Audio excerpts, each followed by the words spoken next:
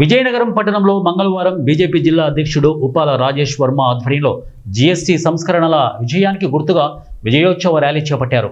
ఈ సందర్భంగా బీజేపీ జిల్లా అధ్యక్షుడు ఉప్పలపాటి రాజేష్ వర్మ మాట్లాడుతూ నరేంద్ర మోడీ దేశ ప్రజల సౌకర్యార్థం ఈ సంస్కరణలు తెచ్చారని, అన్ని వర్గాల ప్రజలకు లబ్ధి చేకూర్చే విధంగా ఇవి ఉన్నాయని జిల్లా అధ్యక్షుడు తెలిపారు. ఈ ర్యాలీ కోట జంక్షన్ నుండి గంటా స్తంభం వరకు నిర్వహించారు. ఈ కార్యక్రమంలో రాష్ట్ర కార్యదర్శి రెడ్డి పావని, జిల్లా కార్యదర్శి నడిపేన నారాయణమూర్తి, ఇతర బీజేపీ నాయకులు, కార్యకర్తలు పాల్గొన్నారు. ఉపయోగించేటటువంటి బట్టలు, షూలు, అలానే మనం నిత్యం ధరించేటటువంటి వస్తువులపై గతంలో ఉండేటటువంటి 18% 12% కూడా తగ్గించేసి ఈరోజు 5%లో తీసుకుని రావడం జరిగింది.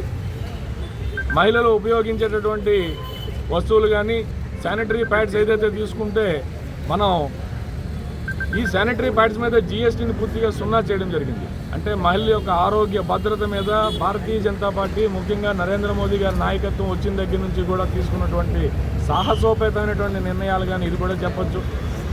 యాదృచ్ఛికం. హిందీలో ఒక సామెత ఉంటుంది, ప్రతిదానికి చెప్తారు బలమైన నాయకత్వం అని చెప్పడానికి చెప్పనించిగా సీనా అంటాం.